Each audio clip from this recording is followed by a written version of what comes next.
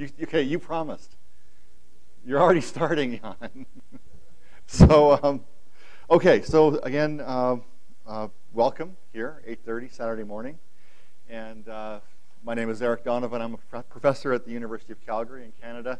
And I'm really grateful to the organizers for inviting me to give this talk. It's actually very good practice for me to try to contain this problem in something that is understandable for people who haven't been thinking about this problem for a long time.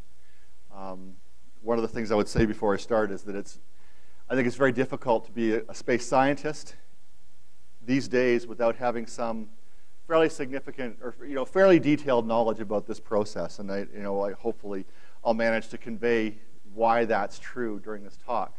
Just to give you an idea of where I'm going, I'm talking about what we call the magnetic or magnetospheric or auroral substorm, depending on who you talk to, but really, the proper term for this process in the Geospace system is the substorm.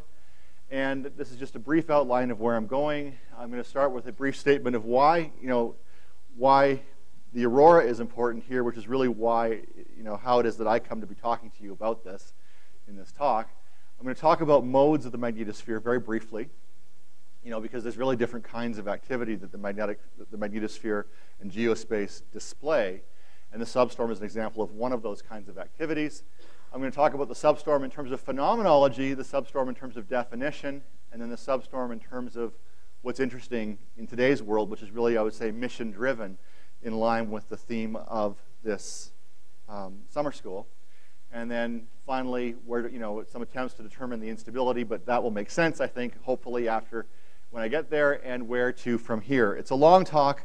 I won't go over every slide in this talk, but it's information that I thought would be good for you to have in one place. And I actually gave some notes in the form of a primer, which tells you what I was thinking for each of the different sections of this talk. Now, of course, you guys have been talking about this in your own research programs and your own grad programs, and also earlier in this summer school. But you know that geospace, this system, this coupled upper atmosphere, ionosphere, magnetosphere, interacts with the solar wind, and it arises out of the interaction of the Earth's magnetic field, largely out of the interaction of the Earth's magnetic field, the upper atmosphere, and the solar wind. One of the consequences of plasma dynamics in the magnetospheric system, coupled to the ionosphere, is the global aurora.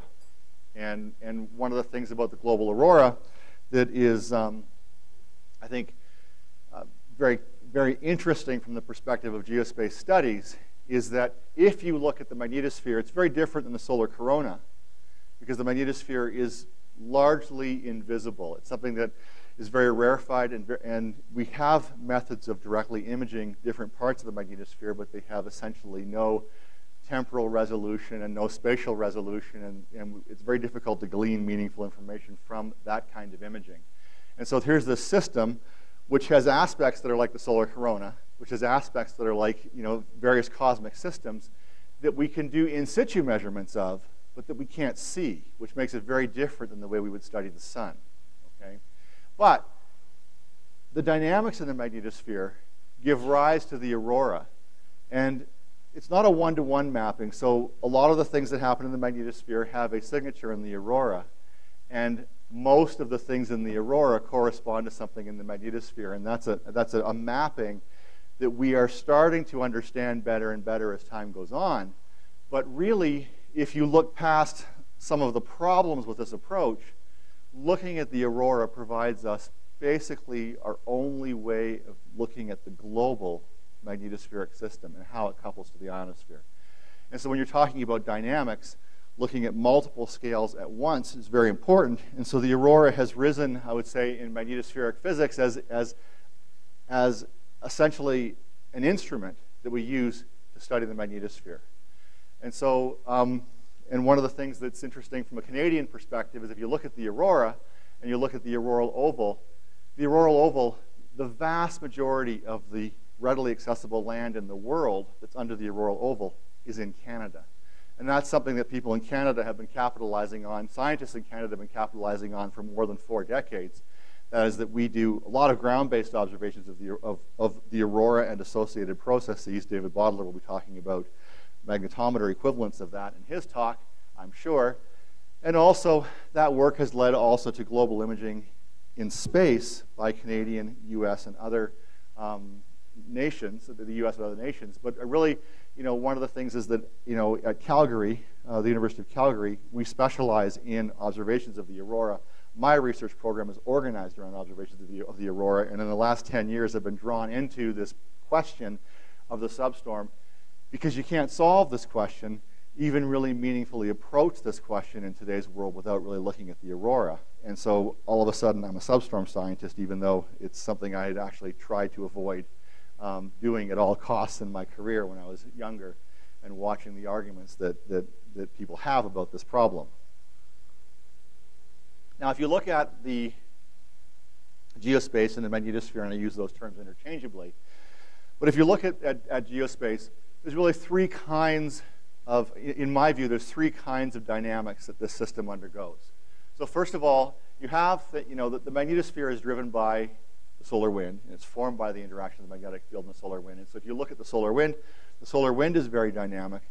And so, of course, the magnetosphere is dynamic as a consequence of variations in the solar wind. And so this is just kilograms, and I'll assume some knowledge on your guys' part of things like this, and if you have questions later, you can ask, but this is, I have tenure, so I don't have to label all my axes. I see that right now, and so, but you do, okay? And so this is a two-hour plot of data from 2 channels of a meridian scanning photometer located in Gillam in Canada. This is proton aurora, this is electron aurora. And what you see is very, very quiet aurora, and then all of a sudden the aurora turns on, stays at the same latitude for about 20 minutes or 30 minutes, and then starts to move equatorward. And what's happened here is that there's been a pressure pulse in the solar wind that has hit the magnetosphere at about this time, maybe 1 or 2 minutes before.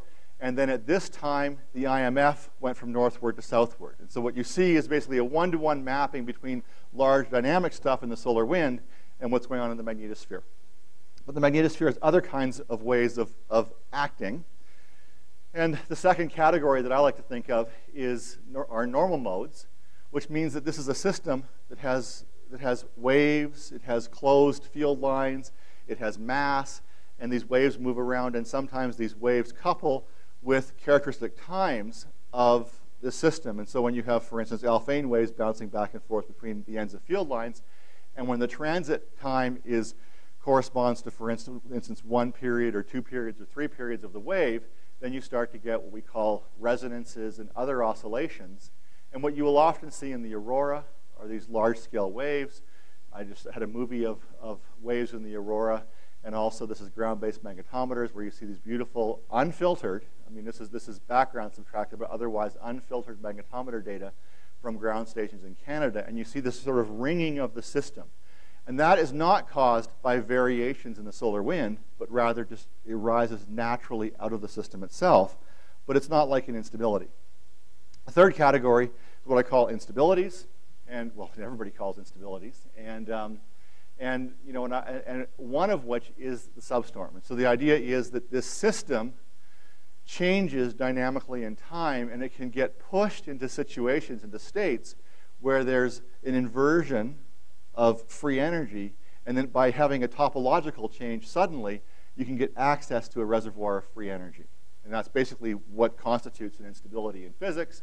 And this system has a number of different kinds of instabilities, one of which is the magnetic substorm. And because it has a manifestation in the aurora, which is very dramatic, which I'll get to next, I think this became something that's been widely studied in our field, and it has a lot of interesting physical aspects that I hope to touch on during the rest of this talk.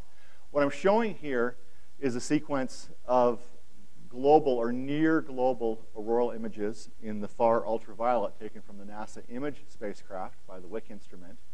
And these images are 2 minutes apart, and what you see is a quiet time auroral oval, or mostly, very quiet auroral oval. And one of the points that I'll make is that just before this thing we call the substorm onset, I would say is the quietest magnetosphere, the quietest geospace, quietest state of geospace that you can possibly have. Okay, so that the magnetosphere looks very, very, very quiet, anomalously quiet just before a substorm occurs. Now, what you see in this quiet auroral oval is that very deep within the night side auroral oval you will see the aurora get bright, brighter, brighter, and then over the course of the next 10, 20, and 30 minutes, this disturbance grows from nothing to near global in terms of its auroral signature, and this was how it was first identified, was in the aurora, and it emerges on magnetic field lines that are clearly closed magnetic field lines, which are deep in the central plasma sheet, inside the magnetosphere. And I'll talk a little bit about triggering of this, but I will assert that this process certainly can happen without a change. This can be initiated without a change that comes from outside the system. And on top of which, this is not, while it couples to normal modes of the system, this is not a normal mode of the system. There is energy stored in the topology of the magnetic field in the magnetosphere, and that energy is released suddenly and deposited in kinetic energy in the plasma in the magnetosphere, and also dissipated through Joule heating and precipitation and so on in the Earth's ionosphere. I haven't talked about what a substorm is yet, but I just showed you an auroral signature in a global sense. But one of the sequences of images that I always like to show when I give a talk like this, this is what we call an Allsky image. And one of the instruments that's come to the fore in our field in the last 10 years is this instrument which we call an Allsky Imager. The idea is that you have a camera on the ground, imaging either through a narrow bandpass filter or in white light or color. And this is actually just a standard color CCD imager, and it's got a fisheye lens. And so you're looking at the whole sky, where the center of the image is directly overhead. And all around the outside of the image, if this was a daytime image, you would see trees and fences and so on. So this is you're looking at the whole sky above you, all the way down to the horizon. Okay. Now this is looking at auroral emissions, which come from between 100 and maybe 300 or 400 kilometers in altitude, and the horizon at 150 kilometers is very far away. Okay. I've said 600 kilometers diameter here. But for the red line emissions, if they were out towards the edge, that's probably more like 1,000 kilometers or even 1,200 kilometers in diameter for this. But the green line emissions here are probably 300 or 400 kilometers south of, or away from zenith at this site. This site is located in Athabasca, which is a 1-hour drive north of Edmonton or a 4-hour drive north of Calgary. And there were two friends of mine, Mikko Sirasuo and Martin Connors, who were working in a field outside of Athabasca, and they were setting this camera up, and it was one of these situations where, it's a night sky. It's like you go out, outside of Boulder here in the middle of the night, and it's a clear sky, and so you see the Milky Way, and it's brilliant, and there's no light pollution. And this camera is tuned to really pick up the aurora, and so on the southern horizon, there's what we call an auroral arc sitting there, and they describe this as being on the edge of visible. Okay, so that when you were looking south, you would see just a little bit of green on the horizon, and they were working away. And again, this auroral arc is probably sitting over the Montana-Alberta border. So this is a fairly active time, but very quiet in terms of all the signatures of the aurora and in the magnetotail. And so what I'm going to show is a sequence of images that are 10 seconds apart. And when they described this to me, they said this was one of the most dramatic things that either of them had ever seen. And these are guys who make a living taking images of the aurora. And so over the next 3 to 4 minutes, this happened. And again, what I want you to keep in mind is that this is an all-sky imager. And so this is the southern horizon, and this is the northern horizon. That's the eastern horizon and the western horizon. And so you've gone from a dark, Milky Way filled sky where you have a little green glow on the southern horizon, and then 3 minutes later, what you have is aurora, which is so bright that it casts a shadow, which is bright enough that they swore they could read by it if you were holding a paperback outside. And it is broiling and boiling and moving and very dynamic. And I've seen this a few times myself, and most of the people who work for me have seen it more than me, because they're the people who can technically deal with the cameras that we have. So they go out to the auroral sites all the time. I only go for public relations reasons. But the bottom line is that when you see this happen, it's really, I would say, the most dramatic thing that I have ever seen in the sky in my life. except when I've been right in the heart of a very, very violent thunderstorm or something like that. Like, that's actually more dramatic for other reasons. But I mean, this really transforms, I would say, your view of the night sky when you have a chance, if you have the chance to see this. And it was this explosion of light which appears very, very much like an obvious signature of an instability in nature that attracted the attention of researchers, auroral researchers in Alaska back in the early 1960s, who started looking at this process. And this was really what they were looking at. And then Shin Akasofu, who's a senior scientist at the University of Alaska at Fairbanks and the Alaska Geophysics Institute, he wrote this paper in 1964 where he had coined the term auroral substorm. And he described, based on large amounts of optical data that they'd collected with different cameras, a statistical picture of what this substorm looked like. It wasn't a dynamic picture, but he had many of the phenomenologies associated with this process correct even back in 1964. And the key thing here is that this process is viewed as beginning, the instability is viewed as beginning in association with the sudden brightening of an auroral arc, which is sitting near the equator border of the auroral oval. And that's about where I would say this problem really started in the mid-1960s with this clear definition of this. Now, in the next group of slides, which I hope to get through by 9 o'clock in this talk, what I've got here is one magnetic substorm, a large magnetic substorm caught with the ultraviolet imager on the NASA Polar spacecraft. And I've got 6 frames here showing nothing, and then the brightening, and then the globalization of this disturbance. And these 6 frames, for each of the graphs that I'm showing you, I've got data from other observations. And what I'm showing are graphs, and the 6 vertical red lines on these graphs correspond to the times when these 6 images were taken. And so really you have a time before the optical disturbance starts, and then a time when it's fully evolved. And over that time, you see changes in basically anything else that you would measure in geospace.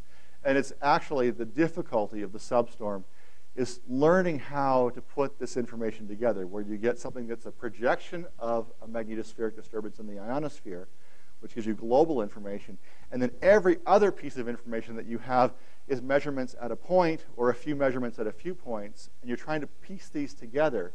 And the problem is that all of the travel times and all of the, the propagation times and everything else are fairly comparable to the time at which this process unfolds. And so this has proven to be a very, very, very difficult problem to attack, because it's very difficult to get data that is unambiguous in terms of order of events, where things come from, and how things unfold, how they relate to each other. So what I'm looking at here is ground-based magnetic field data from Fort Churchill on the west coast of Hudson Bay in the middle of the auroral zone, and also ground-based magnetic field data from Victoria on the southern tip of Vancouver Island, well equatorward of the auroral zone, both of these courtesy of David's group at the Natural Resources Canada Geomagnetics Lab, or Magnetics Lab. And what you'll see is another defining feature of an auroral substorm here, which is that, and this is the northward component of the magnetic field where I've subtracted off the background or just offset the background. And what you will see is a negative displacement of the northward component of the magnetic field on the order of 50 nanoteslas or 100 or 200 or 400. And keep in mind that the magnetic field on the ground there is probably 50,000 nanoteslas. And so it's a small but very clearly detectable magnetic disturbance. And then I'll come back to it, but there are little wiggles in the magnetic field at Victoria, which is well equatorward of the auroral zone, which were also characteristic. But this negative H-bay was the other first identified characteristic of magnetic substorms. You don't have a magnetic substorm if, in some sense, you don't have a negative H-bay at some point in time. Looking out in the magnetosphere itself, the NOAA GO satellites, west and east, which are over Canada, courtesy of the U.S. government, but magnetically over Canada, which is nice for us. They have magnetometers on board, and they are near, above, but near the magnetic equatorial plane. And then you can look at the inclination of the magnetic field, where approaching 80 or 90 degrees, where they are at is dipolar, and 0 would be the magnetic field pointing straight at the Earth. And so that what you always see in the time leading up to a magnetic substorm is a decrease in the inclination of the magnetic field systematically for some tens of minutes in some region in the Earth's, in the night side magnetosphere. It may not be at geosynchronous, it may be a little further out, but somewhere, if you're in the right place, you will see this stretching. And then on top of that, during this time when the optical disturbance is unfolding, you will see that stretching relax and a much faster, what we call dipolarization. And so the stretching and dipolarization is also characteristic of a substorm. Although the magnetosphere is big, you may not have satellites in the right place to see the stretching, but if you did, that stretching has to be happening somewhere, or it's not a substorm. Looking down at the Victoria magnetic field, I've blown that up, and that's 4 nanoteslas on the vertical axis here. And again, at mid-latitude magnetometer stations that are south or equatorward of where the disturbance starts, you will always see something in this, a ringing of the magnetic field, which has a few nanotesla peak-to-peak amplitude, and with frequencies that are between maybe 10 and 50 or 75 seconds. And we call those PI2s, which is just a classification of ULF waves. And that, what's happening is something's happening dramatic out in space, and there's a lot of energy released, and some of that energy is, propagates in towards the inner magnetosphere via fast mode waves, and then causes a ringing of those field lines, and the characteristic times of those field lines correspond to the periods in the PI2 band. Looking at, the information about the negative H bay in the ionosphere, and also the stretching and relaxation, led to the supposition that there was something called a current wedge that formed in the magnetosphere. So you have this cross-tail current, and then something happens to cause this cross-tail current to decrease, which corresponds to this cross-tail current's increasing corresponds to the stretching. The sudden decrease of that cross-tail current is the dipolarization. That is localized in space, and so what you have is diversion of current down to the ionosphere, and then through the auroral oval, and then back out to the magnetosphere. And again, with poorly resolved data, one can piece together a picture. As long as one only has maybe 5-minute resolution, one can piece together a completely consistent picture of this. It's only when you start to look with much higher time resolution that you start to see that all of these elements don't hold together quite as well as that. But the current wedge certainly exists and certainly fits into this, and certainly does correspond to the dipolarization. And the upward part of the current, which corresponds to downward electrons, auroral electrons, actually is intrinsically related to the brightening of the aurora. This, by the way, was postulated by a Canadian PhD student in 1966 named Jerry Atkinson as part of his PhD. And then the name was coined, and this was actually, I would say, largely proven in 1972 and 73 by Bob McFerrin from UCLA, who was also either he was just a recently graduated, or was also a PhD student at that time. If you have a satellite out at geosynchronous orbit, or maybe out towards 10 Earth radii, and that satellite has on board a particle detector that can measure fluxes of particles at, say, 10, 20, 30, 40, 50, 100, 150 keV, either ions or electrons. In this case, it's electrons. And this is a Los Alamos geosynchronous satellite, and we're looking at fluxes of 50 to 75 keV electrons, 75 to 105 keV electrons, and 105 to 150 keV electrons. And again, what you will invariably see somewhere, and in some region, if you have satellites in the right place associated with a substorm, is a sudden enhancement which unfolds on the time scale of a few minutes. A sudden enhancement of, a dramatic enhancement of an order of magnitude to maybe 2 or 3 orders of magnitude of the differential energy fluxes in these different channels. And that's called an injection. We have electron injections and ion injections, and that's called dispersionless if they happen at the same time, and dispersed if they happen, if you see the high energy first and then subsequently lower energies over the course of the next 5 or 10 minutes. And dispersionless injections, you're in the region where the instability is happening, and dispersed injections means that you're away from it, but those particles are carried across you by the gradient curvature drift. And so what's happening here is these particles are being energized somehow, suddenly. They're not being transported when you're in the dispersionless injection region.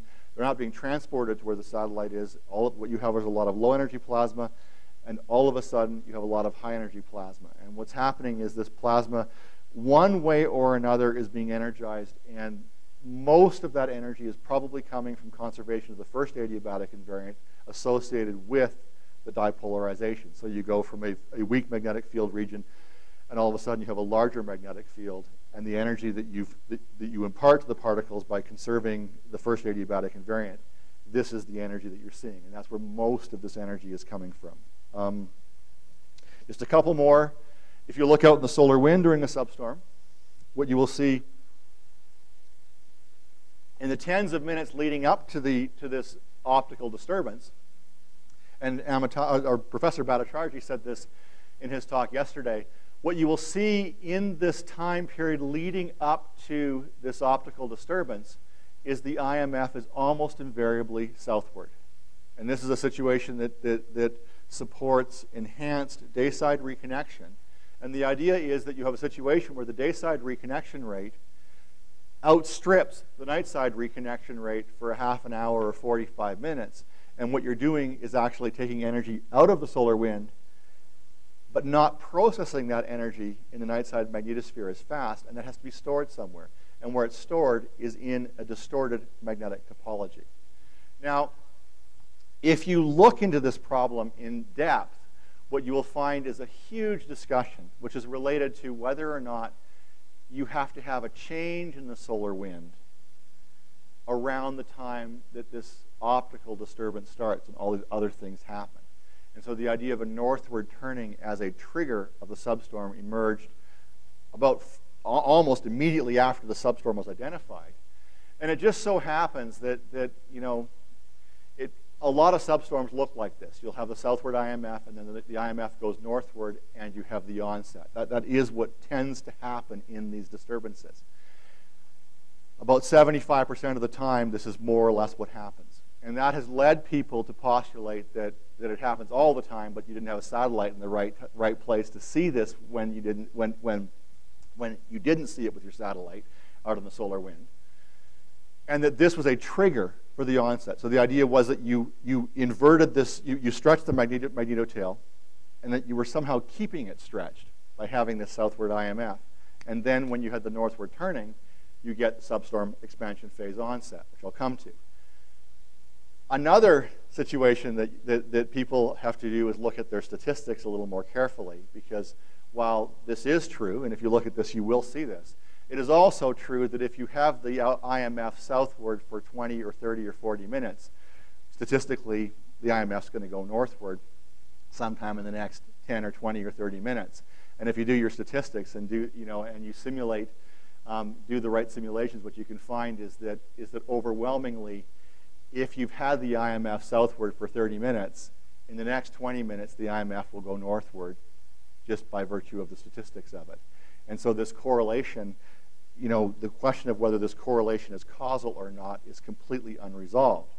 And then you have this loading, they call this the loading phase or the stretching phase, where the dayside reconnection rates outstrips the nightside. That's certainly there. You may or may not have a northward turning as a requisite for this unfolding, but regardless, as the magnetosphere starts to process this energy through the substorm expansion phase, the dayside reconnection rate is less than the nightside reconnection rate, and I'll come to that with my next couple of slides, or 2 slides after this. There's a lingo that goes along with this, which is that we've come to call this loading phase the growth phase, when you have the dipolarization and the calming down, the quieting down of the aurora. We call this time period corresponding roughly to this 6 minutes that I've got indicated by these images, the expansion phase, and then we have a recovery phase. The recovery phase captures remarkably little interest in our field, where the magnetosphere kind of settles down. There may be some very interesting things in there, but I would say they're very unexplored. The growth phase and expansion phase is really where, if there's been 1,000 papers on the substorm, which is probably a good guess, I would say 995 have dealt with growth phase and expansion phase, and probably 5 have dealt with the recovery phase. And that's probably a fair statement. Looking a little deeper out in the tail, these are observations from cluster, from a paper by Chris Cully from the Swedish Institute of Space Physics. And the only point I want to make here is that if you take multiple spacecraft observations in the 15 to 20 Earth radii region, what you will see are changes in the curvature of the magnetic field and current patterns which correspond directly to being in the reconnection region, corresponding to near-Earth reconnection that Professor Bhattacharjee was talking about yesterday. And so with substorms, there is always near-Earth reconnection. You can see it directly when you have satellites in the right place. And it was kind of funny because before about 2000, no one had ever seen reconnection directly in situ. And then after 2000, all of a sudden, you didn't really seem to have a substorm unless either with geotail or with cluster, you had a satellite that was sitting in the reconnection region. And so all of a sudden, we've had this explosion of in situ observations of reconnection, which have been facilitated by cluster, geotail, and more recently, Themis. But this near-Earth reconnection, which I'll come back to, happens associated with substorms, but it's really a question of whether it happens before or after this optical brightening that is, I would say, the big dilemma in the substorm problem. Looking much further down the tail, if you look down 50, 75, or 100 Earth radii down the tail, and you put a satellite in the magnetotail, what you will see in the tens of minutes after a substorm onset, and this actually dates back to the 70s, what you will see is a magnetic field, a topological structure, which goes by the satellite, which corresponds to a magnetic island. And so what's happened is the magnetic fields become very stretched in the near-Earth magnetosphere to the point where you have had reconnection. That pinches off an isolated blob of plasma that Ed Hones coined and called a plasmoid. And that plasmoid then shoots out down the magnetotail and becomes part of the solar wind, maybe 1,000 or 2,000 Earth radii behind the Earth. And so that the existence of the plasmoid, really a one-to-one correspondence between substorms and plasmoids, the plasmoid coming across these satellites maybe 10 or 20 minutes, 30 minutes after the expansion phase onset. Now we're seeing them, by the way, with the NASA Artemis, with the Artemis probes, which are orbiting the moon. When the moon goes through the magnetotail, it starts to count plasmoids that are running out down the magnetotail after these expansion phase onsets. But the existence of this plasmoid was what caused people in the first place to understand that there had to be a reconnection region forming well earthward of the distant neutral line in order to pinch off this plasma and shoot it off down the magnetotail. Now, from a phenomenological point of view, what I've got here are, again, these global images associated with this one substorm. And you can start to list phenomenologies that are associated with the substorm. Things like the auroral brightening, negative H-Bay, the PI2, the fast flows, which I haven't talked about, current disruption, current diversion, the current wedge, the plasmoid, auroral kilometric radiation. There's probably about 30 or 40 things that are associated with the substorm onset that people study. Individuals make careers by looking at, say, just one of these. And that's also part of what I think has been difficult about solving the substorm problem, is that someone will come in and spend 10 years or 15 years looking at one thing here. And then they will develop a picture of this phenomenology, but it's a very incomplete picture. I'm as guilty of this as anyone else, okay? But what I would say is that I have, for instance, a former PhD student of mine, Emma Spanswick, who was looking at injections, but an ionospheric signature of injections. And Emma spent 6 years developing techniques for looking at injections with an instrument that we call a rheometer. And then, and that's her whole picture of the substorm, is really through absorption of radio waves in the upper atmosphere during and around expansion phase onset. I know Chris Watson, who's back here from the University of New Brunswick, he spent a couple of years looking at the injection, but with ground-based GPS data.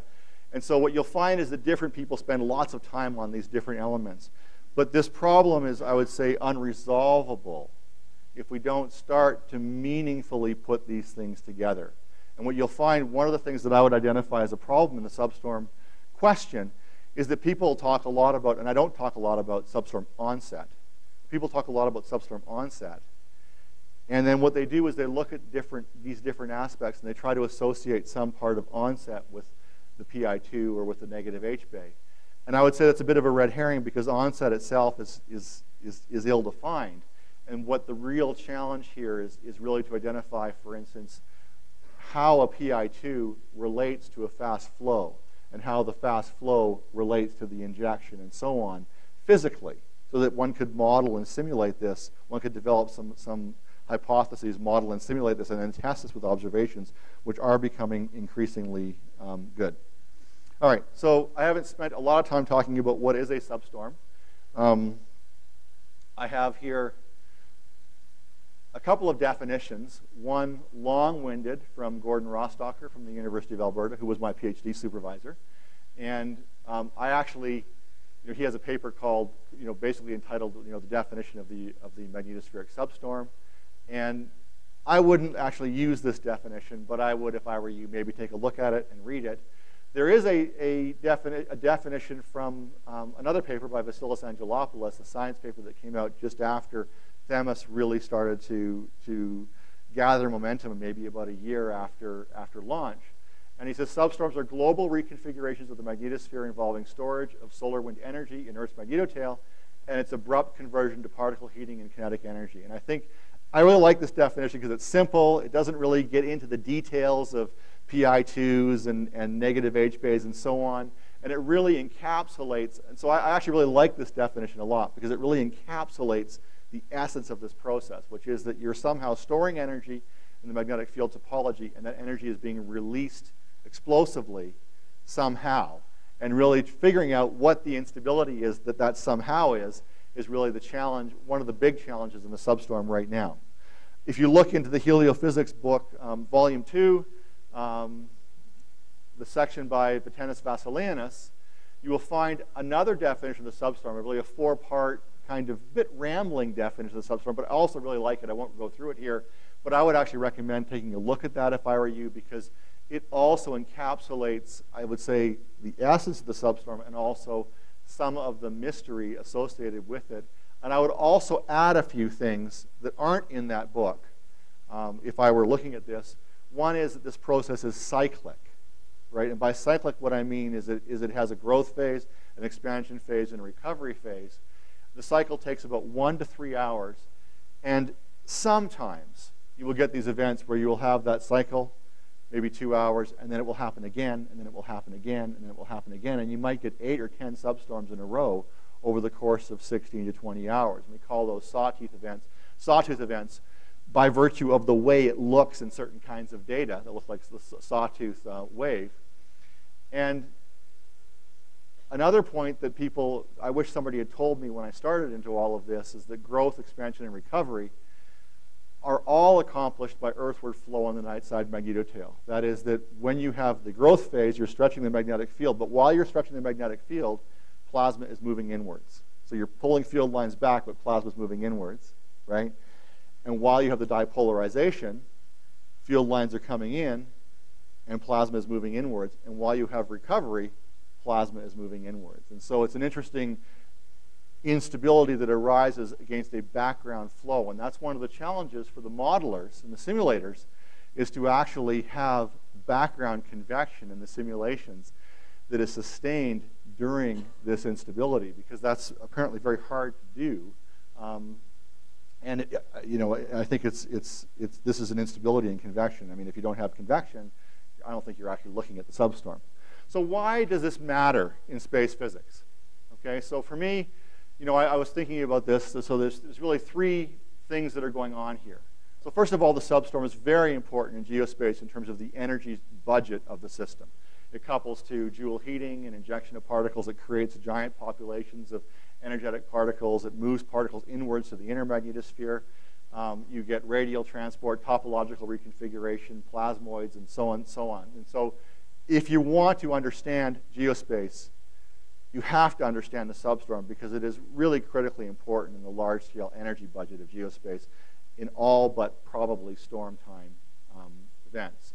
So there's just this typical magnetosphere. It really is fundamentally important. It also pertains to what I would call universality. That is, it's an example of a cosmic plasma process, which happens on Jupiter, Saturn, and they're seeing substorms or substorm-like processes on Mercury. I would say, has some analog in solar flares, neutron stars, magnetars, and also people who study self-organized criticality and scaling laws in nature, statistical physicists, also find great things of interest for themselves in the substorm. And so I would say it's a universal cosmic process. But really, if you're in today's space physics community, which you are in, I would say the instability is the interesting thing right now. And why I'm saying that is because of missions like Themis and RBSP and GOES coming together and giving us data which allow us to address directly, observationally, the instability question, right? And also the simulations and the theoretical work, which is getting mature enough to actually meaningfully comment on these instabilities. And so there's going to be breakthroughs in this field in the next 5 to 10 years. I would say that we're going to understand this process very well 10 years from now. And that's actually a lot, because for 40 years, this problem went from interesting and exciting to a problem people were distancing themselves from because we weren't making great progress, because we didn't have the data, on one hand, to really make steps forward. And on the other hand, we didn't have the simulations and so on and the theoretical understanding to make significant progress. But that has changed dramatically in the last decade on both fronts, and I think we're coming into an exciting time. So I would, if I were coming into this now, I'd want to know things about the instability. Now, looking again at this is from a study by Harold Frey, where we were looking at expansion phase onsets in the image FUV data. And by the time I made this graph, we had 800 substorm onsets or brightenings identified. And this is an MLT clock dial plot, latitude, magnetic latitude, and magnetic local time. And the only point I want to make is that these expansion phase onsets happen just before midnight on average, in the 2 hours before midnight, and between about 65 and 70 degrees magnetic latitude on average. That's a histogram of latitude and longitude. And for that and other in situ observations, reasons, you can actually piece together those magnetic field lines that correspond to that optical brightening. They come out and they end up in crossing the equatorial plane of the central plasma sheet somewhere between maybe 7 or 8 Earth radii and maybe 20 or 25 Earth radii. The beginning of this process really sits in the evening sector magnetotail in that region that I've just done with a PowerPoint oval that I've just kind of shifted there. Okay, so that's not definitive, but it's more or less right. Okay, and if you look at that, so people started saying, well, this is an instability. And there were people who really were looking at the coupling between the magnetosphere and the ionosphere. There was an MI coupling model, and there were other models for the way this onset happened. But really, if you pan forward to 2000 or 2002, there were really only 2 credible scenarios for how the substorm expansion phase onset was happening. And they were credible, and they couldn't be differentiated. Still probably can't be yet, but we're getting close, I would say. Now, we have 2 models. Basically, I told you that there was going to be magnetotail reconnection associated with the substorm onset with this optical brightening, either before it or after it. Okay? And that corresponds to you're stretching the magnetic field. You've got a distant neutral line in the next room there. You're stretching the magnetic field. The field lines come together. You initiate reconnection, launch a plasmoid down the tail. You have 2 scenarios. One we call the near-Earth neutral line model, or the outside-in model, where you have magnetic reconnection starting, and that is really the instability. That you have this inversion of energy, you have a source of free energy in the magnetic topology, and you release that free energy explosively through magnetic reconnection. Then, in that scenario, the magnetic reconnection then launches what we call fast flows, which it does, towards the inner magnetosphere. That flow has to break as you come into the dipolar region. And as it breaks, you generate the current wedge, the dipolarization, and the brightening arc. And so in this scenario, the reconnection precedes the brightening of the auroral arc by maybe 5 minutes. And that's really, in a nutshell, the near-Earth neutral line. The other credible scenario is the current disruption model, or the inside-out model, where you have instead of the source of free energy being released through low flux reconnection, what you have is a very anomalously thin current sheet at the inner edge of the current sheet. You have dipolar magnetic field lines butted up against highly stretched magnetic field lines, and you have a scenario that can support either ballooning mode instability or an interchange instability or what we call current limiting instabilities. And that the instability is some kind of MHD or kinetic scale process which arises on the inner edge of the thin current sheet, and then you go from this energetically unfavorable configuration to a more relaxed magnetic field, and it's that is the initial explosive release of the free energy. And then what happens is as you start to collapse the crosstail current, you have to build the dipolar magnetic field with magnetic flux, and you start to pull the magnetic flux in from the magnetotail, and you get a rarefaction wave that propagates back. And as you do that, you're making the magnetic field weaker and weaker and weaker, and then you initiate this magnetotail reconnection. So in this scenario, you have this instability at the inner edge of the thin current sheet, which then subsequently leads to the near-Earth reconnection. But the near-Earth reconnection is not the instability. Okay? And really, these are different. They're profoundly different. And please understand that I was in your shoes. I had a PhD supervisor who wanted to answer the substorm problem, and now I'm a PhD supervisor who wants to understand the substorm problem, right? And solve the substorm problem. But one of the things that's interesting is that, I remember he was telling me this, and I was looking at him going, like, I couldn't really see how these were that different. They are very different, okay? But I would ask you to sit, and this, if I were to look at any figure in my talk for a long time, I'd look at this figure and really try to understand the difference here, which is that reconnection is the instability, pairing mode instability or something related to it, followed by a mechanical change in the inner magnetosphere, which is pushed by that. In this case, you have reconnection, which is pulled by an instability which happens here. I actually wouldn't call them inside out or outside in. What I would say the difference here is the instability happens in the middle of the thin current sheet, or the instability happens on the inner edge of the thin current sheet. And those are really the differences between those two. Okay? Looking at this in more detail, by the time 2001 or 2002 came around, we had very good information, including the graph by Shinotani that Professor Bhattacharjee showed, that this inside-out current disruption, inner edge of the thin current sheet disturbance would emerge outside of geosynchronous, but probably inside of 10 Earth radii, or certainly inside of 10 Earth radii, and that near-Earth reconnection would occur beyond that, outside of 15 Earth radii and maybe out as far as 25 Earth radii. And the idea was we had to have some way of differentiating between this. And so I became involved at the very early stages with the THEMIS proposal, and I'll get to that involvement in just a few minutes. But the basic idea was we had this problem.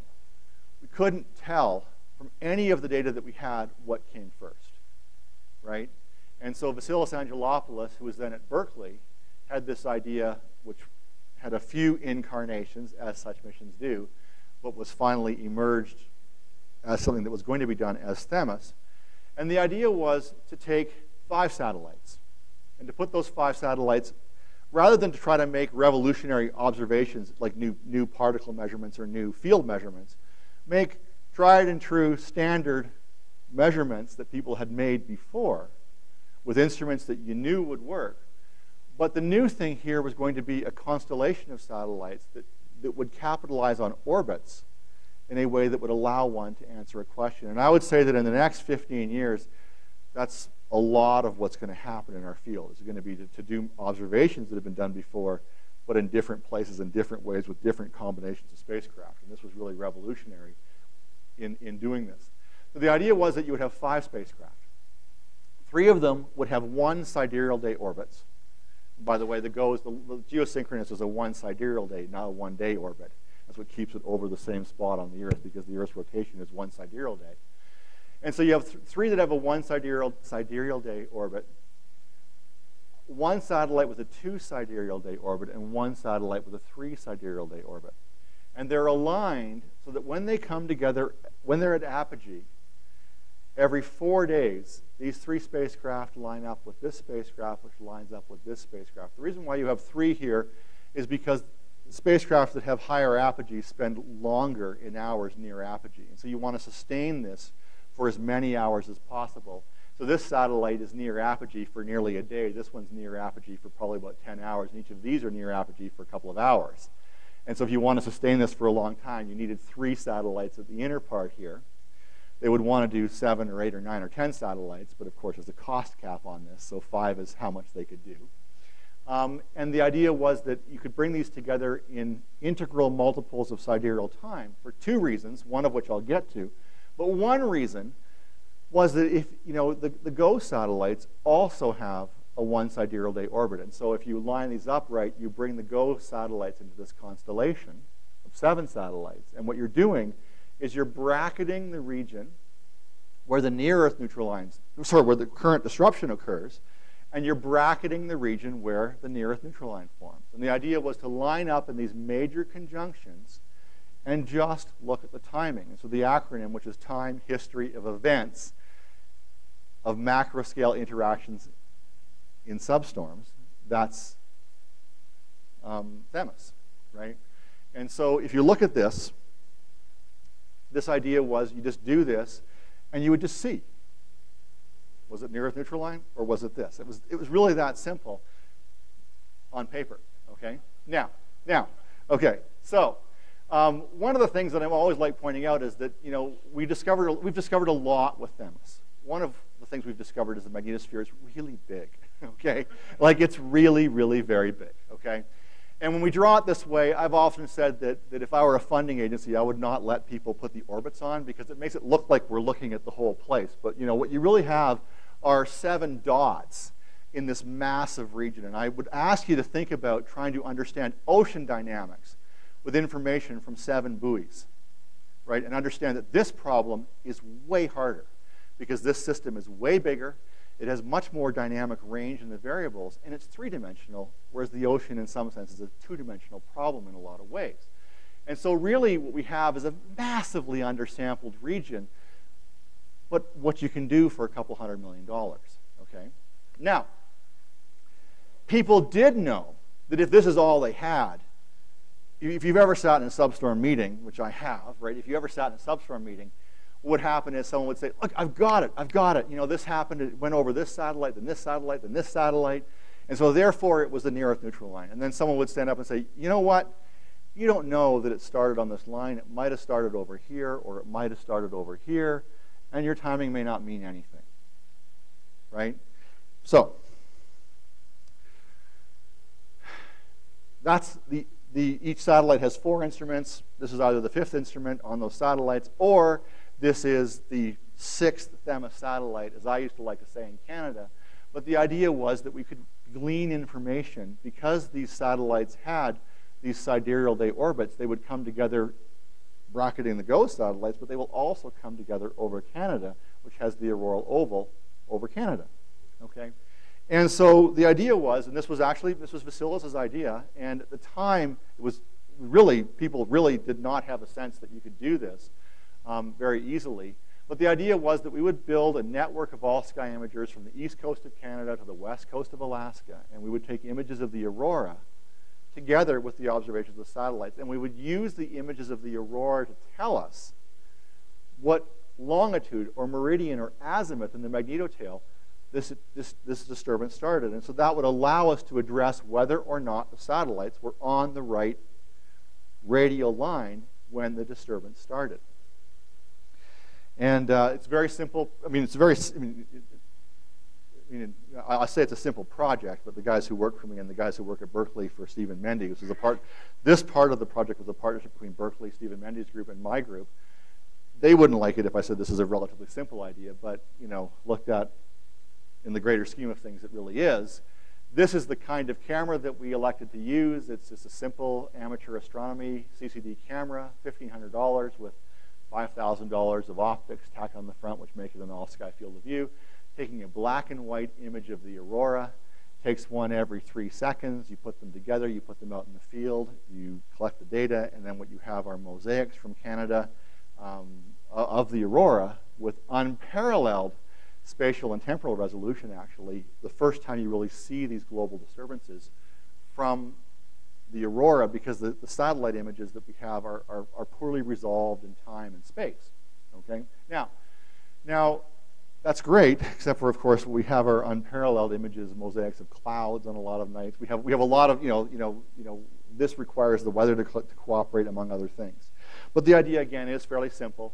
The satellites are out there, and you can map the satellites down to the ionosphere, and the idea is their footprints are in the middle of this array of cameras, or you can take the camera fields of view and map them out to the magnetosphere, and the idea is that you're looking at the projection of those dynamics from the magnetosphere. And really, the cameras have proven to be an incredibly valuable part of the THEMIS program, I would assert, and it's been, I would say, highly successful.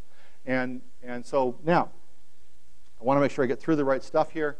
So I'm going to just hurry forward here. So I want to talk a little bit more about THEMIS and about this discerning between the current disruption and the near-Earth neutral line scenarios, okay, observational discerning of this. And so first of all, I've got a white light camera here. We have other instruments on the ground that we can look at other auroral emissions, for instance, proton auroral emissions. And I won't go into it. This is something that I could talk about easily for a lecture as long or longer than this. But I will tell you that we can look at the proton aurora, aurora from the oxygen red line, and look at these arcs, which are, this is a substorm onset arc. This is also another substorm onset arc. We can look at these, and we can use the other emissions to tell us where in the magnetotail that onset arc maps. And so what we find, and this is another example, looking at kilograms from a meridian scanning photometer, proton aurora and oxygen green line, which is electron aurora, that's the onset arc. And then the onset arc, or an arc very near it, gets bright, and then you get the substorm expansion phase. And this arc always, always, always, always, always, always sits on the poleward shoulder of the proton aurora. And from that, and from some other auroral information, we know, and we've known this for 40. One person knew this in 1978 when I was in high school. It wasn't me, and Tony Louie. And I would say that now, as of the last month, there is complete, total, uniform agreement in our field. The onset arc maps to the inner edge of the thin current sheet. That is absolutely a closed question. That mapping has been solved. Okay. So we think about the problem of what causes substorm expansion phase onset. In the outside-in model, the onset arc maps to this region, this current disruption region, and in the inside-out model, this onset arc maps to this transition region. The mapping is no longer in debate. Up until about a month ago, there was still argument about whether that arc could map to this magnetic reconnection site directly. That argument is over. It's done. This is closed. Okay. So doesn't mean that one model is right or wrong, but it does. What it does do is it clarifies the discussion. I've said this very clearly, I hope. But again, the idea is that this arc, which threads here, which gets bright here, if what happens here is caused by something 10 Earth radii away, that means that brightening has to follow the beginning of the instability by maybe 10 minutes or 5 minutes. And so you have to have things happening out in the magnetotail that are invisible in the ionosphere. And that is somewhat of a problem, actually. Okay? In the inside-out model, the arc maps to this region where the instability would be, but then you have to be able to understand why the arc gets brighter associated with the instability. And so, in fact, the reason why the arc gets brighter in this model is actually a little clearer than why it gets brighter in this model. The fact that the arc gets bright the way it does is actually better for this model than this model. And so it's a bit of a difficult problem right now. But nevertheless, I would say that it has been a huge step forward. This mapping clarification has been a huge step forward.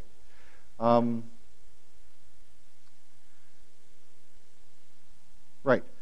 And I'm not going to talk about this there has been some recent work by Toshi Nishimura at UCLA in the last couple of years, but if I try to talk about this, I think this talk will be a failure.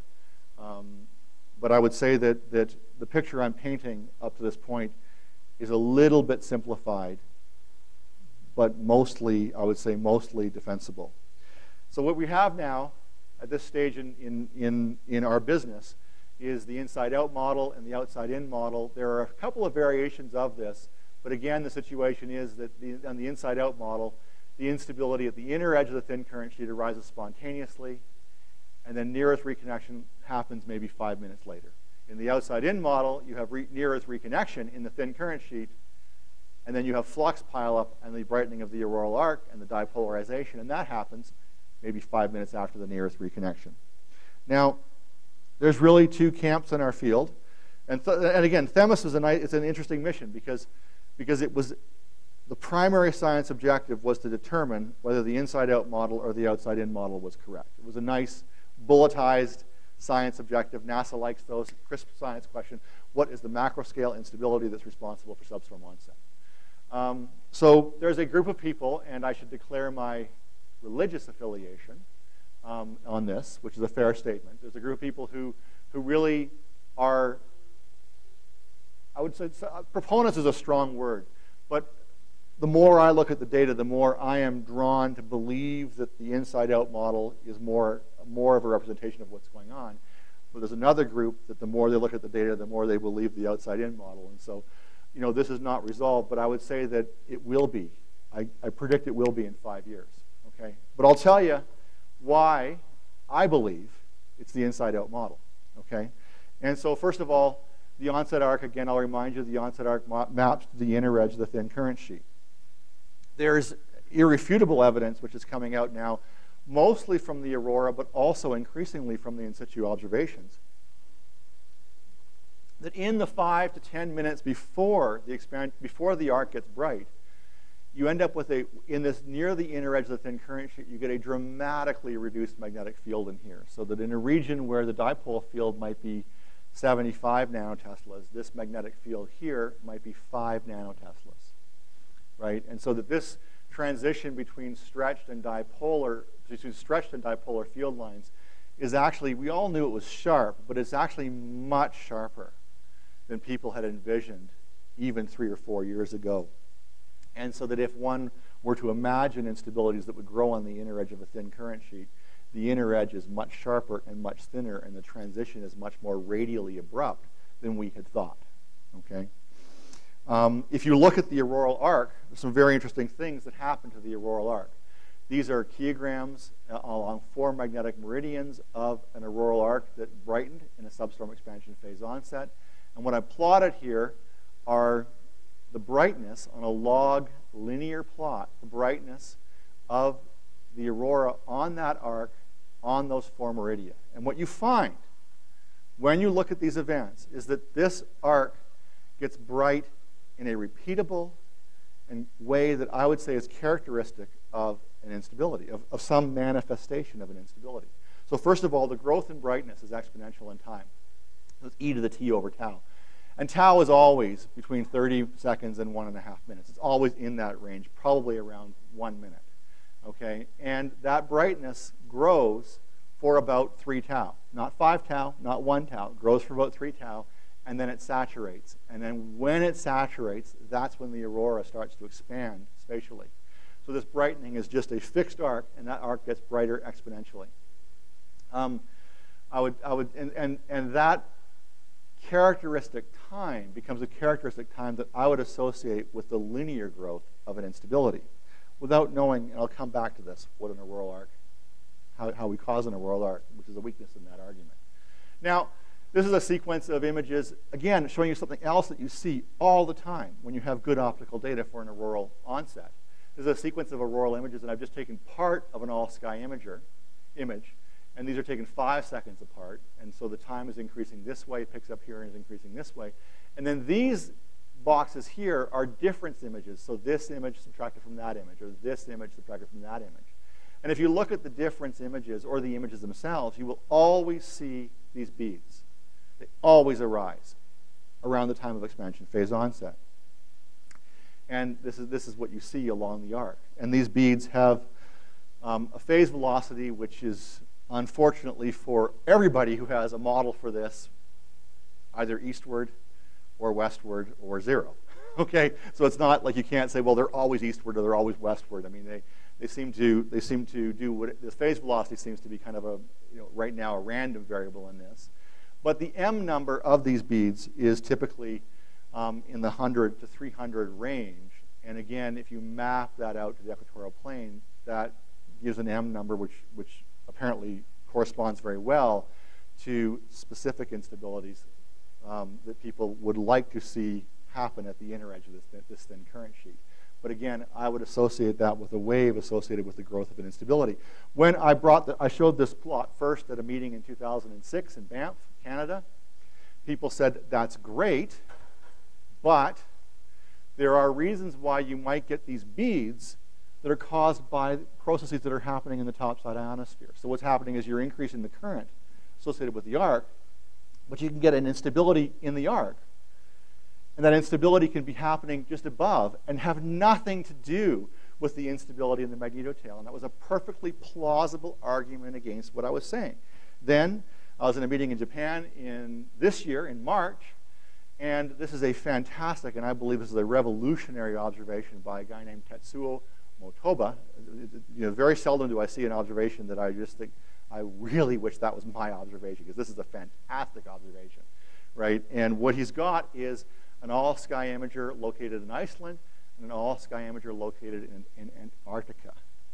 And what he sees are the beads that we see at the substorm expansion phase onset, but he sees them in both cameras.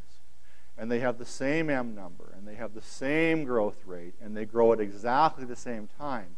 And that proves unequivocally that this arises in the region of the central plasma sheet. This can't be happening because of something that's happening in the topside ionosphere.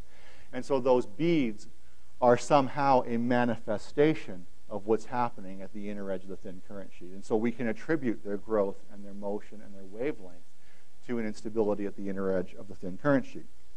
Yeah? Well, they're in the azimuthal direction. Azimuthal. So the Y direction, but really azimuthal at the inner edge of the thin current sheet. And again, it really is longitude as opposed to Y, because this really does follow an L shell, okay? And then I myself, I published a paper in 2008 in GRL, one of the first Themis substorm papers. And I looked at an event where we had, the Themis satellites during the commissioning phase in a rather unusual configuration. They were in close to the Earth at around 7.5 Earth radii, 3 of them, and then Themis E out a little bit further. And I'd spent, more months than I would like to acknowledge thinking about the mapping of this event. But I managed to convince myself and the referees that the onset arc in this event mapped to, I'll come back to where the onset arc maps to, but looking at this event, I've got Themis D, Themis B, Themis A, and Themis E. And you can look at the dipolarization at the 3 satellites that were in closer, and you can look at the dipolarization of the satellite that was out a little bit further. And you can again look at Themis D, Themis B, Themis A, and Themis E, and you have an unequivocal timing here, which shows this disturbance starting inside of the satellites and propagating outwards. Okay? And these satellites are off the equator, and so the disturbance is actually happening on the equator a little bit outside of where the satellites are, but not far. But these satellites are on field lines that are beyond where the disturbance starts at the beginning. And actually, and again, I think this is something that I believe will be borne out as correct in the long run. The idea is that you have an azimuthally localized region where the magnetic field is stretched, and it's an intrusion of highly stretched magnetic field into the inner magnetosphere, which is maybe 3 or 4 or 5 Earth radii across. And that's why, there's other things that would lead me to believe that. And the onset location is really inside of these satellites and propagates outwards. Now, of course, I have to, to be fair, right? I'm telling you, the sort of the scenario that I believe is happening, and the evidence that is pointing me in that direction. But to be fair, this is not definitive, right? And this is still an open question. And there is the other camp, and the other camp, which are, looking at similar data with somewhat different events, and bringing the same kind of analysis to this. And they're looking at timing. And again, for the near-Earth neutral line, it's much more about timing than it is about the properties of the magnetic field and the topology, because we have a better picture of the topology in the inner magnetosphere than we do in the near-Earth tail during this time. But the timing in certain events looked at is leading people to the conclusion that you have reconnection before this inner edge, the brightening of the arc at the inner edge. And when you're looking at homework question number 3 specifically, I've identified this here. I want you to look at these times, right? And my whole idea behind homework question number 3 was to give you an idea of how difficult this really is, because the times are always, a minute, 20, 30, 40 seconds, maybe a minute, 2 minutes apart. And that's also how long it takes for information to propagate over characteristic distances in this region. And so if your satellites aren't located exactly correctly, either in the inner magnetosphere or in the near-Earth tail, it becomes very problematic to interpret this information. But I would say that I do a better job of talking about the inside-out model than I do about the outside-in model, because I've thought a lot more about the inside-out model. But I have to assure you that this question is open, that there are people in our field who, if you had invited them to come, they would have given a talk that had 1 or 2 cursory slides about the inside-out model, just to be fair to people like me, and then they would have talked at great length about the outside-in model and given a convincing story. And this is one of the earmarks of something where there's opportunity for new researchers, because this is something that we just haven't figured out. Okay, so and one of the things is that I really believe that in the next 5 years this will be closed. Okay, I really believe that.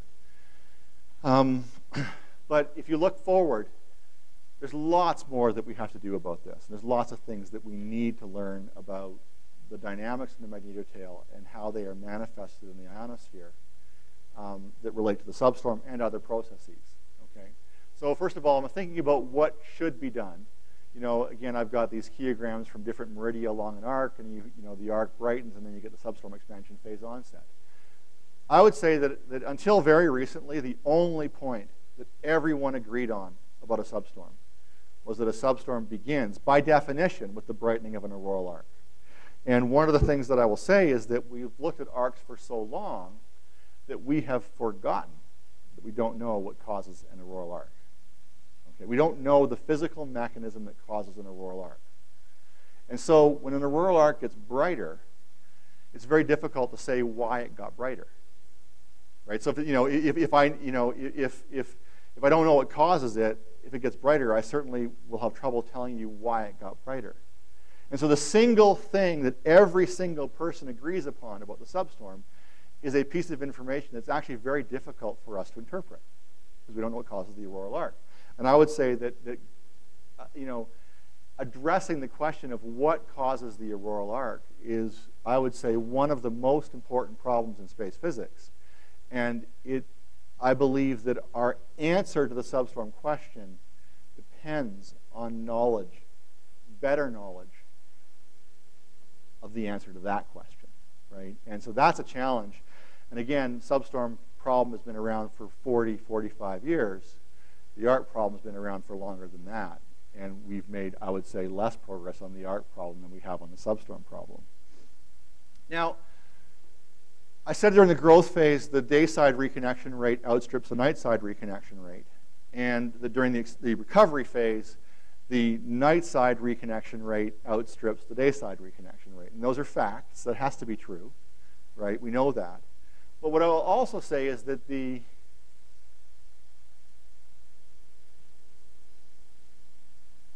that is so garbled. That is so garbled that I don't even know what those figures were supposed to be. But anyway, you have them, okay? So I'm not sure why that's doing that. But anyway, doesn't matter. What I have here is this quantity, which is called the day-side reconnection rate minus the night-side reconnection rate. What I would say is that for magnetotail dynamics, for magnetospheric dynamics, the storm, the substorm, what we call steady magnetospheric convection events, I mean, all of these processes, the quiet magnetosphere, the active magnetosphere, and so on, all of those dynamics are driven by the competition between the day-side reconnection rate and the night-side reconnection rate. And like the auroral arc, which I think people find it inconceivable when I say we don't know what causes an auroral arc, a lot of people in our field say, you got to be kidding me. I'll make an even more you got to be kidding me statement. We've never measured the day-side reconnection rate minus the night-side reconnection rate. So the time series that drives all magnetospheric dynamics has never been measured. Okay? And that has to be addressed. And so, and there are mission ideas that one could dream up, like auroral imaging missions. I always think about things that would make auroral imaging, but auroral imaging missions that would allow one to measure that time series for the first time. And so if we want to really understand what drives the magnetosphere and really test the capacity of models and simulations to recreate what's happening in the magnetosphere, we absolutely have to have that time series. Okay, and again, if you know, there are people who would argue with me about that, but you know, I mean, I believe my statement is completely true and defensible. So I tend to look at things. I'm an auroral scientist, an observational auroral scientist, and so I look at the substorm and other processes through the aurora, and so I'm looking at it observationally and phenomenologically by definition, right?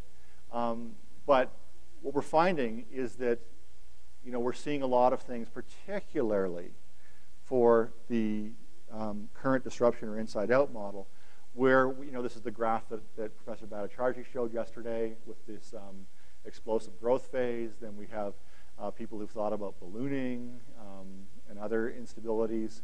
And, and people are imagining instabilities and reconnection and so on in a theoretical sense, right? But really, we're going to know whether it's inside out or outside in within 5 years. And then we're going to be arguing about what the details of that instability are probably for the next 10 years. But at least we won't be thinking about whether it's from this group or this group, right?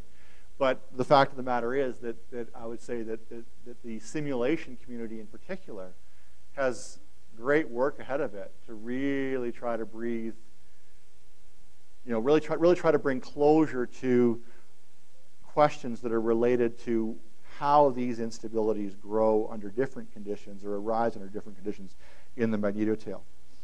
On top of that, we have the auroral arc, which we now know ties to this inner edge of this thin current sheet, and that's something that happens around the expansion phase onset. But really, we also know that around the expansion phase onset, whether it's before or after the brightening of the auroral arc, we do get the formation of a reconnection region in the inner magnetosphere out at maybe 15 to 25 Earth radii down the magnetotail, right? And we also have fast flows. We have other magnetotail disturbances. And what I would say is that we are forever limited by cost to how we can look directly in situ at these processes. So, it would be really nice if one imagines these multiple X lines that would happen in the near-Earth reconnection region. One can imagine putting 500 satellites out in this region and measuring everything, right?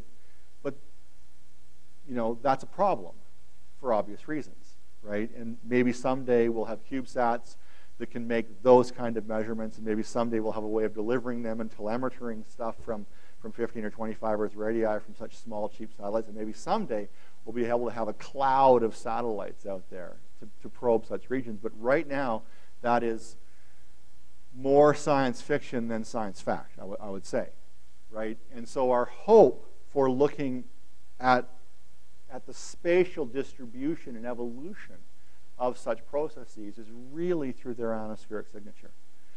And so one of the things that we're trying to do is to figure out, for example, why it seems so very difficult to to have an ionospheric signature of near-Earth reconnection, right? And then, and so really, we know this onset arc goes out to about 7.5 or 8 Earth radii, but the region where the near-Earth reconnection sits poleward of that, and that, by the way, is your question number 1, a mapping question about how far poleward of this arc would the near-Earth reconnection region really be, okay? And if you look at that, we see things happening in the Aurora, but we see a lot of stuff happening in the Aurora. And what we really want to do is to try to sort out some of these subtle effects that happen in the Aurora poleward of where the brightening arc occurs, and relating them to some of the more esoteric plasma effects that happen associated with, for example, near-Earth reconnection. And I would say that would be a really cool avenue of research. This is my second last slide. I would say there's a couple of things that I'd like you to walk away from, or a number of things I'd like you to walk away from this talk with. So first of all, you should know that a substorm was first identified with the brightening of an auroral arc, and that all substorms have an auroral arc that brightens, right? And that people tend to call onset the beginning of the brightening of the auroral arc, but I would actually ask you to kind of not get caught up in the idea of onset, but think about the different physical processes and how they might fit together. Okay, and there's a lot of work to be done on that. I mean, a lot of work to be done on that, okay? We know now unambiguously that auroral arc maps to this night-side transition region between stretched and dipolar field lines, the inner edge of the thin current sheet. We know, beyond a shadow of a doubt, that inner edge becomes very sharp, very radially sharp, and very abrupt in the late growth phase of the substorm. We have an inside-out. The only 2 credible substorm scenarios that we have are the inside-out and outside-in models. Okay, or near-Earth neutral line, current disruption and near-Earth neutral line model, or inner edge of the thin current sheet and thin current sheet model, however you want to say it. But there are 2 scenarios, and they differ fundamentally in terms of what the brightening arc signifies. So that in the inside-out model, the brightening arc is tied directly to the growth of the instability that is the substorm instability. In the outside-in model, the brightening of the arc is a consequence of pushing magnetic flux into the inner magnetosphere, where that magnetic flux has been pushed by near-Earth reconnection. And those are really, that's the difference in a nutshell. We have the question of triggering of substorm onset, which I touched on only briefly. It's unresolved. There are different things that might trigger a substorm onset, and we don't know whether or not this has to be triggered.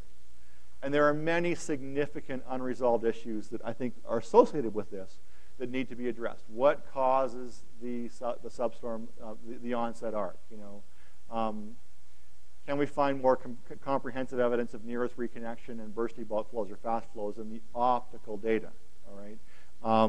Can we measure the time series of day-side reconnection rate minus night-side reconnection rate with a fidelity that would allow us to meaningfully comment on how that relates to the substorm expansion phase, and also all the other magnetocale dynamics? And I think each of those separately are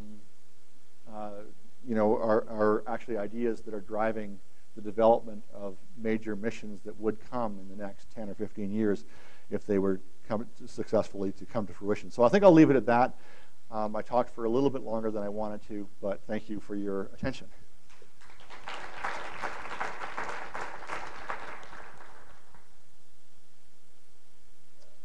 Questions? Yes?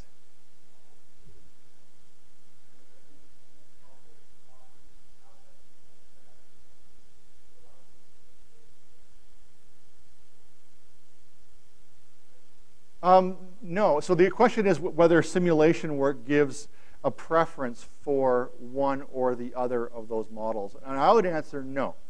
Okay? What I would say is that the job of the simulators now is to explore how this might happen at the inner edge of the thin current sheet, and explore how this might happen in the middle of the thin current sheet, so the reconnection scenario or the ballooning or interchange scenario. And the reason why I'm saying that is because, first of all, that's challenging enough, believe me. or believe them, but that's challenging enough. But secondly, I would say that, now people can yell at me for saying this, maybe, politely, but I would say that the global models cannot bring the magnetosphere to an unstable state and then drive an instability where that sequence of events matches reality in ways that would allow you to differentiate between the two scenarios. So the models are not at that level now. And so I think the models now are really, the models that will make the most progress in the next 5 years are going to be local models, regional models, global, large-scale models. Where when I say local, what I mean is 5 Earth radii by 5 Earth radii. I mean, it's a big region, but it's not global. And so you would isolate the inner edge of the thin current sheet, you would set it up, and then you would see how a particular instability might arise. And then I think the challenge in that is to do that with a background of convection, which is actually critically important for this process, because this process can't happen without that background of convection. Is that a good enough answer? Others might disagree with me. I mean, there's people who would disagree with me, but that's why they don't let me be the referee of their papers. Okay, so yes.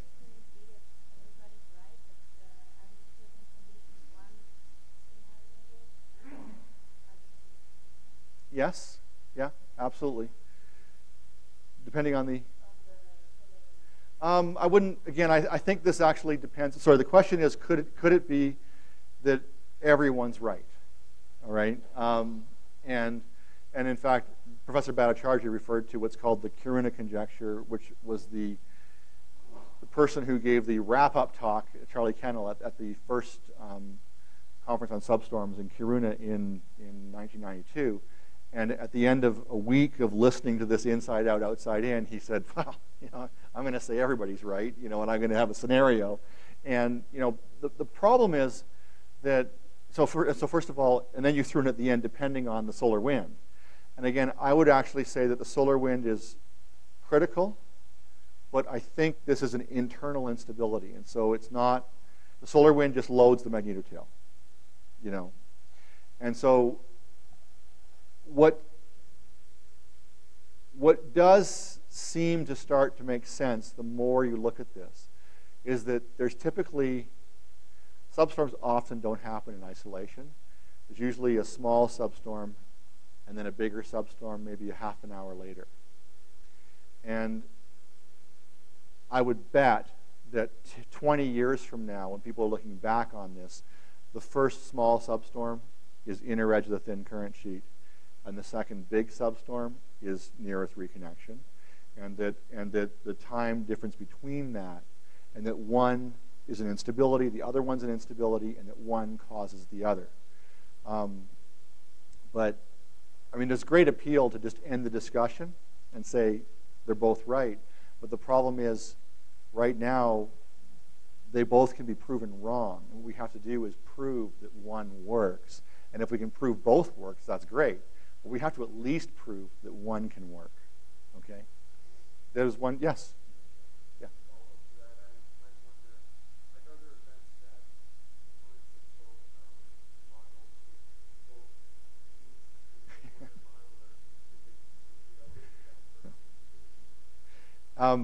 So the question is, are there events that one camp says this proves my point, and the other camp says this proves my point? And the answer is yes, absolutely. Okay. What I would say, and I didn't say this here, is that all of us look at this problem through, because it's a huge problem. It just couples every aspect of magnetospheric dynamics, right? And so it takes decades to develop a really comprehensive view of all of this for an individual. And all of us come into it through some avenue. So I came into this through the Aurora. And other people come into this through, for instance, they're in a group that has magnetotail observations in the mid-tail. People, Themis instrument guys, for instance, geotail instrument guys, right, And I actually kind of did a little, before I gave a talk at GEM in 2008, And it was a tutorial lecture, and the question was, why is the substorm expansion phase onset question so difficult to answer? And one of the things I noticed is that almost all of the proponents of the inside-out model came into this through ionospheric observations. And almost all of the proponents of the outside-in model came into this via magnetotail observations. And that's an important piece of sociological information, which I think people in our field should look at. And you know, that this looked at different ways puts you into an orbit, right? And it's, you know, and this, if you look at the, if you had nothing but auroral data, everyone would believe this was inside out. And if you had nothing but observations at 30 or 40 Earth radii, everyone would believe this was outside in. Now we have both, and now we have a meaningful discussion that isn't resolved. Good?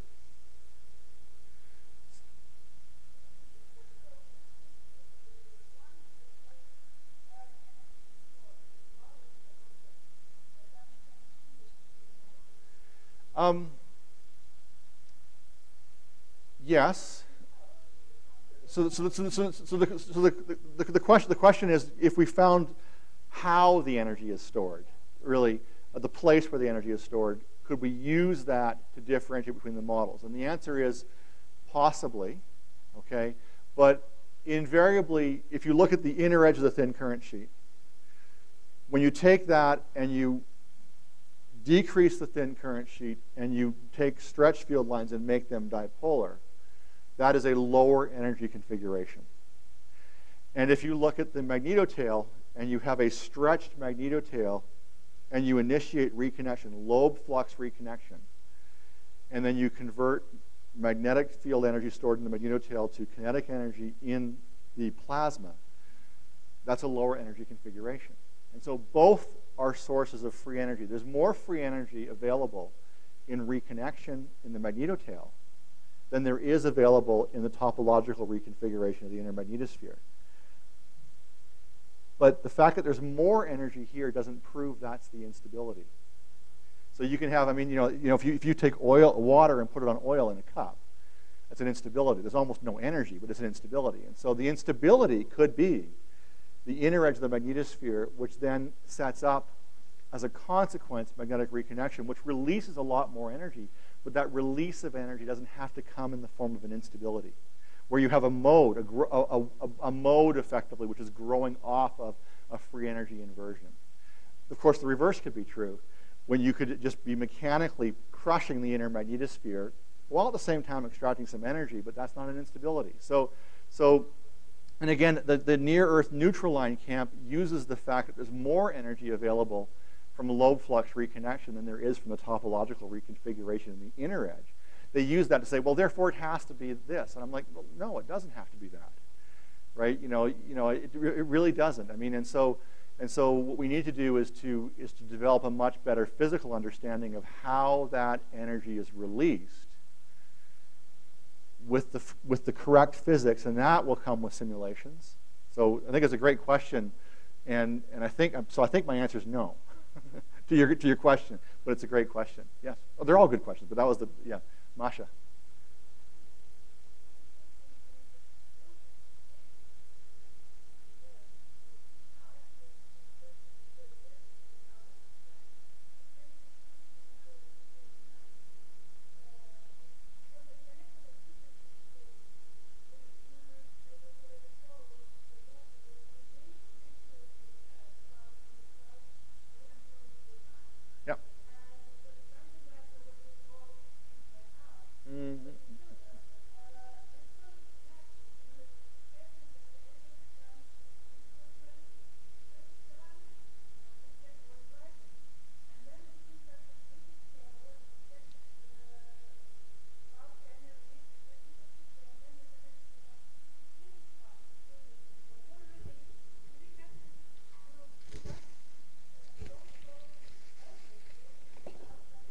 Okay, so I can't repeat that, but Masha, let me. So I can't repeat that question because it's a long question, but what I will say is that if you look at the magnetotail in the late growth phase, what you have really unambiguously is something that looks like this. Okay? And this transition is like it might be 7.5 or 7 RE or 6 RE in extreme cases, but this transition is not at 12 RE. And I know you're not saying that your simulations are accurate to plus or minus 1 RE. What I am saying is that this sits at 8.5 RE or 8 RE for just an average magnetic substorm. Okay? And what you never see, ever, coming out of this region is a retreating X-line, a retreating reconnection region seen at 10 Earth radii. You don't see it. And the disturbance, the ballooning, all of those instabilities, all of that stuff at the inner edge of the thin current sheet has to happen here. And so it's not reconnection. Right? Reconnection is seen, you start to see some evidence of it at 12, 13, 14, 15, 16 RE. Right? 20 RE is safe. 10 RE is a no-go.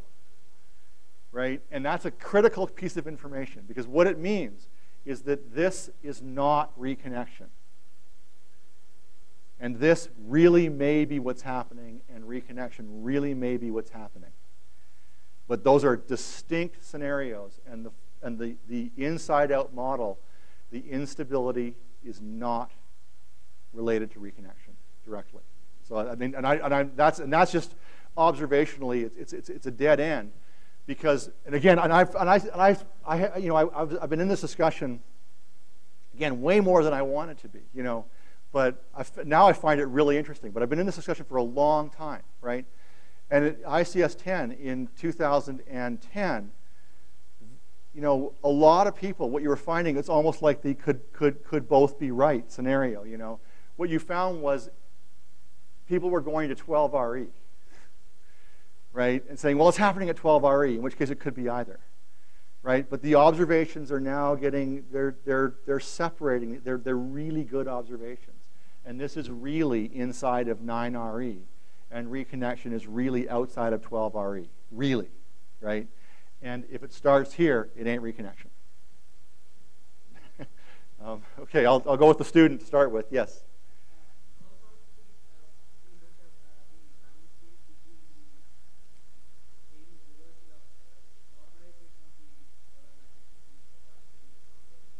Yeah. Yeah.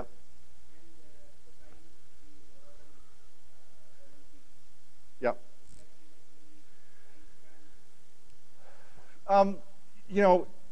It's funny because so the question is, if we look at the solar wind and the IMF turning northward and look at that, the time scales between that and when the aurora peaks in brightness, right? Can we start to resolve issues here? And it's funny because it's a great question because it's been asked by some great scientists in our field and thought about for decades. But the outcome of all of that seems to be no, right? And right now we still don't know if there was a relationship between a northward turning and the beginning of the substorm. We actually don't know. 10 years ago we knew. Right? I mean, we knew, right? And so be careful what people tell you, right? Because I'm telling you, I was taught this happens, then this happens, and it was in my textbook, right? But it's not in your textbook. Okay.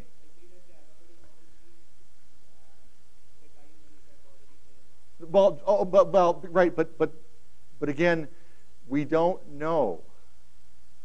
The causality in that statement was known to be true 10 years ago and is now not known to be true.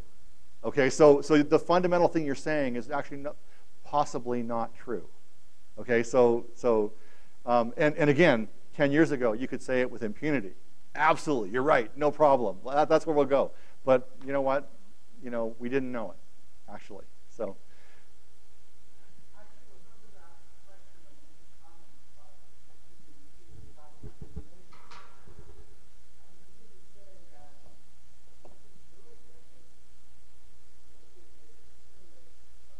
Absolutely, yeah.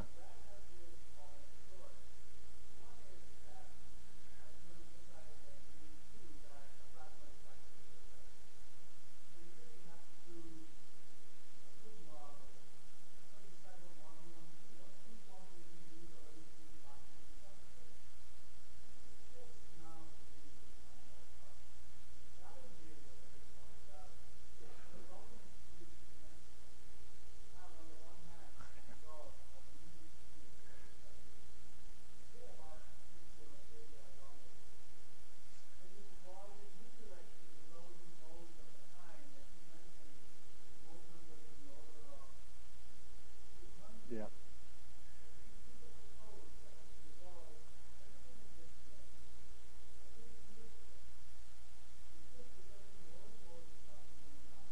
Yeah.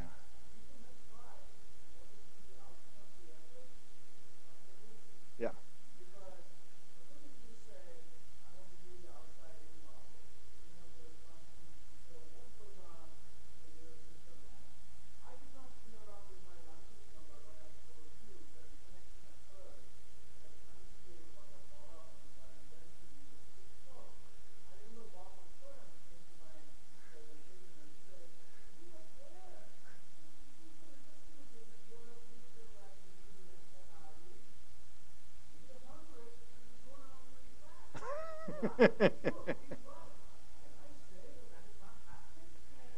Right.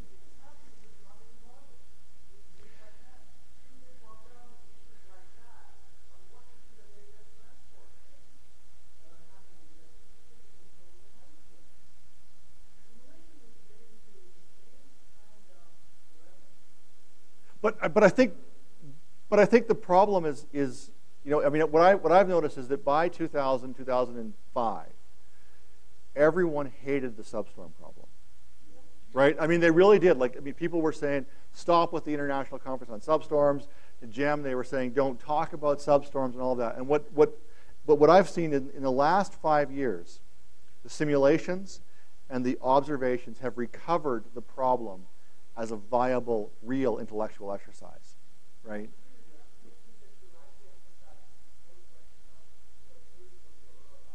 Yeah, well, yeah.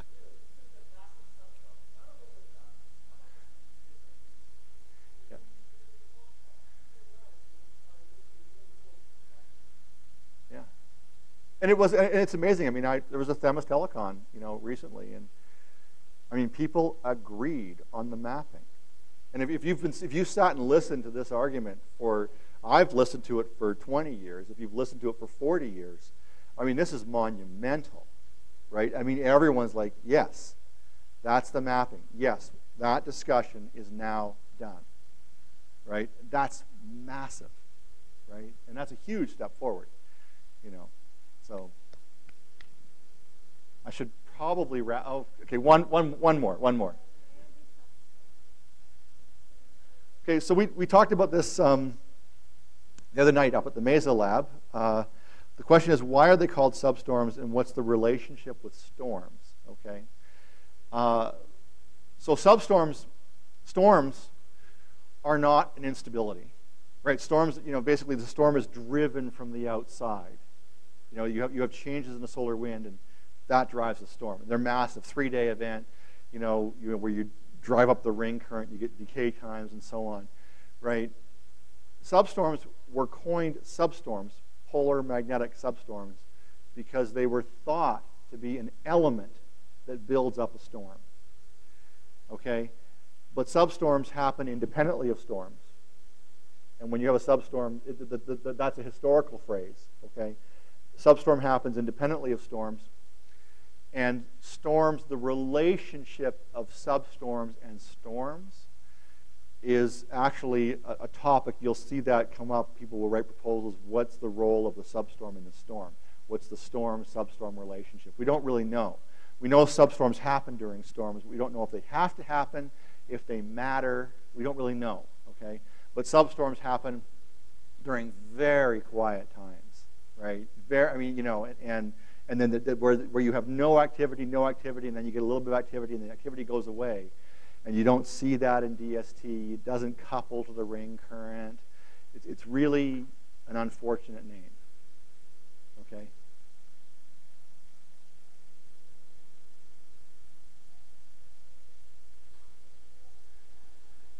You have to be careful.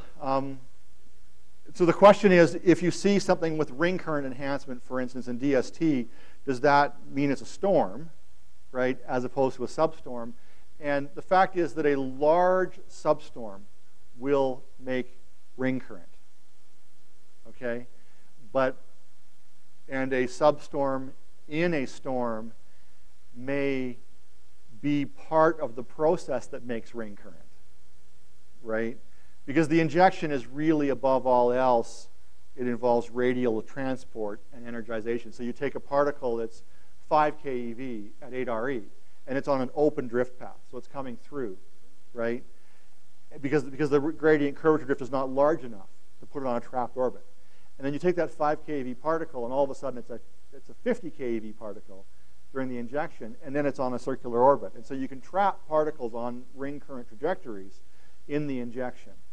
But it's not generally large enough in a substorm to be seen really in DST, a little blip in DST. But I would not call it, I mean, a storm to me is an externally driven process, and a substorm is an instability. And the substorm may fit into the storm, but I think if we found this process now and knew what we know, we wouldn't call it a substorm. Okay? So I think in fairness, we should stop.